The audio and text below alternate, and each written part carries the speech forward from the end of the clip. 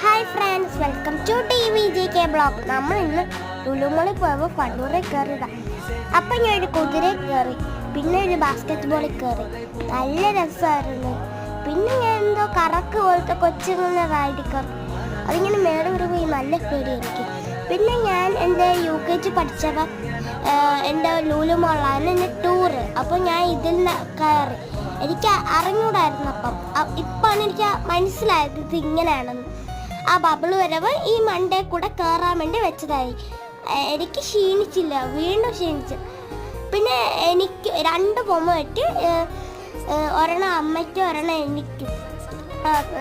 അതാണെങ്കിൽ എനിക്ക് ഭയങ്കര ഇഷ്ടം ബൊമ്മ. ഞാൻ വിചാരിച്ചു യൂണിക്കോൺ കിട്ടുമെന്ന്, പക്ഷെ യൂണിക്കോൺ കിട്ടിയില്ല.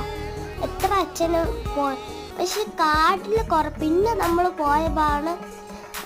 ഇതിൻ്റെ പേരെന്താന്ന് എനിക്ക് അറിഞ്ഞൂടാ കേട്ടോ.